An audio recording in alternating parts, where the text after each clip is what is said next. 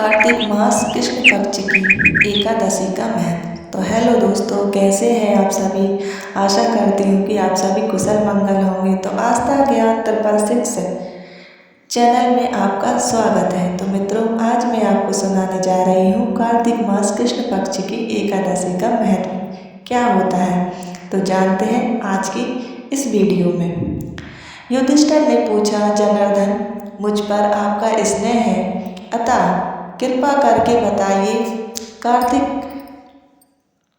कार्तिक के कृष्ण पक्ष में कौन सी एकादशी होती है। भगवान श्री कृष्ण बोले, राजन, कार्तिक के कृष्ण पक्ष में जो परम कल्याणमयी एकादशी होती है वह है रमा के नाम से विख्यात है। रमा परम उत्तम है और बड़े बड़े पापों को हरने वाली है।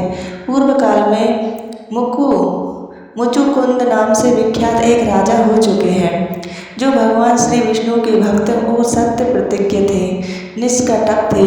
राज्य का शासन करते हुए वह उस राजा के यहाँ नदियों में श्रेष्ठ चंद्रभागा कन्या के रूप में उत्पन्न हुई। राजा ने चंद्रसेन कुमार शोभन के साथ उसका विवाह कर दिया। एक समय की बात है, शोभन अपने ससुर के घर आए। उनके यहाँ दशमी का दिन आने पर समूचे नगर में ढिंढोरा पिटवाया जाता था कि एकादशी के दिन कोई भी भोजन ना करे। यहाँ दंड की घोषणा सुनकर शोभामन ने अपनी प्यारी पत्नी चंद्रभागा से कहा, प्रिय, अब मुझे इस समय क्या करना चाहिए, इसकी शिक्षा दो। चंद्रभागा बोली, प्रभु, मेरे पिता के घर पर तो एकादशी को कोई भी भोजन नहीं कर सकता। हाथी, घोड़े, हाथियों के बच्चे तथा अन्य पशु भी अन्न, घास तथा जल का आहार नहीं करने पाते। फिर मनुष्य एकादशी के दिन कैसे भोजन कर सकते हैं। प्राणनाथ, यदि आप भोजन करेंगे तो आपकी बड़ी निंदा होगी। इस प्रकार मन में विचार करके अपने चित्त को दृढ़ कीजिए। तब शोभामन ने कहा, प्रिय, तुम्हारा कहना सत्य है। मैं भी आज उपवास करूँगा। देव का जैसा विधान है वैसा ही होगा। भगवान श्री कृष्ण कहते हैं, इस प्रकार दृढ़ निश्चय करके शोभामन ने व्रत के नियम का पालन किया। क्षुधा से उनके शरीर में पीड़ा होने लगी, अतः वे बहुत दुखी हुए। भूख की चिंता में पड़े सूर्यास्त हो गया।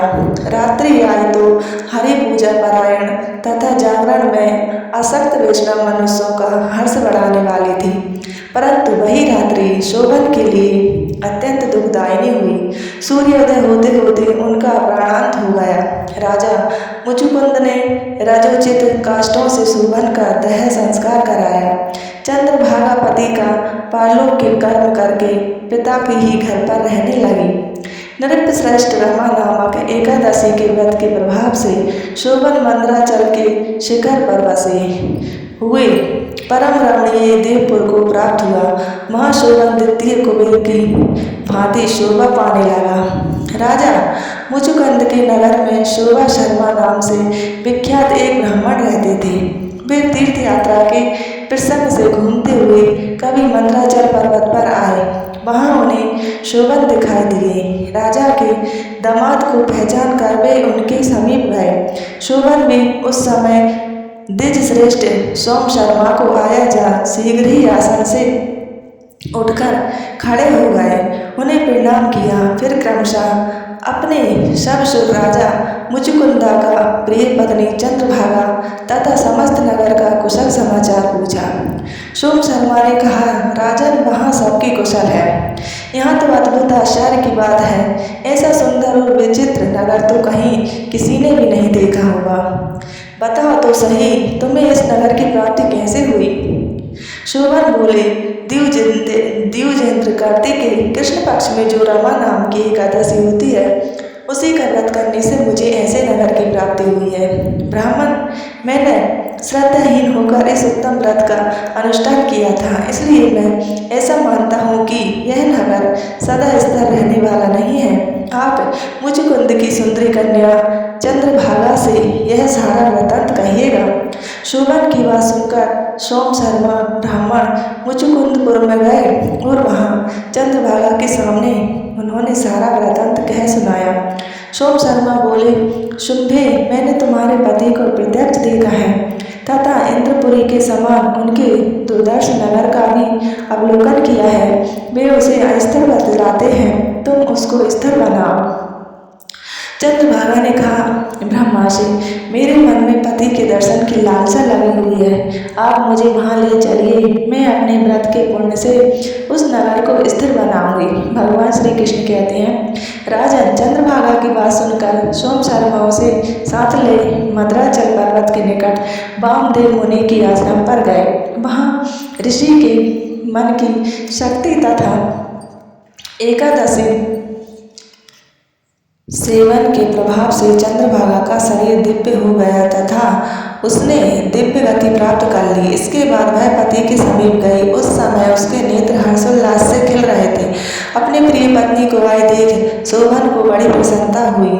उन्होंने उसे बुलाकर अपने वाम भाग में सिंहासन पर बिठाया। तदनंतर चंद्रभागा ने हर्ष में भरकर अपने प्रियतम से यह प्रिय वचन कहा, नाथ, मैं हित की बात कहती हूँ, सुनिए। पिता के घर में रहते समय जब मेरी अवस्था 8 वर्ष से अधिक हो गई, तभी से लेकर आज तक मैंने जो एकादशी के व्रत किए हैं और उनसे मेरे भीतर जो पुण्य संचित हुआ है, उसके प्रभाव से यह नगर कल्प के अनंत तक स्थिर रहेगा तथा सब प्रकार के मनोवांछित वैभव से समृद्धशाली होगा। नृपश्रेष्ठ, इस प्रकार रमा व्रत के प्रभाव से चंद्रभागा दिव्य भोग, दिव्य रूप और दिव्य आभरणों से विभूषित हो अपने पति के साथ मंद्राचल के शिखर पर विहार करती है। राजन, मैंने तुम्हारे समक्ष रमा नामक एकादशी का वर्णन किया है। यह चिंतामणि तथा कामधेनु के समान सब मनोरथों को पूर्ण करने वाली है। मैंने दोनों पक्षों के एकादशी व्रतों का पापनाशक महत्व बतलाया है। जैसी कृष्ण पक्ष की एकादशी है, वैसे ही शुक्ल पक्ष की भी है। उनमें भेद नहीं करना चाहिए। जैसे सफ़ेद रंग की गाय हो या काले रंग की, दोनों का दूध एक जैसा ही होता है। इसी प्रकार दोनों पक्षों की एकादशियाँ समान फल देने वाली हैं। जो मनुष्य एकादशी व्रतों का महत्व सुनता है, वह सब पापों से मुक्त हो श्री विष्णु लोक में प्रतिष्ठित हो जाता है। तो यदि आपको मेरी वीडियो अच्छी लगी हो तो मेरे चैनल को सब्सक्राइब कीजिएगा और मेरी वीडियो को लाइक करना और शेयर करना भी बिल्कुल मत भूलिएगा। तो मिलते हैं अगली वीडियो में, तब तक के लिए धन्यवाद।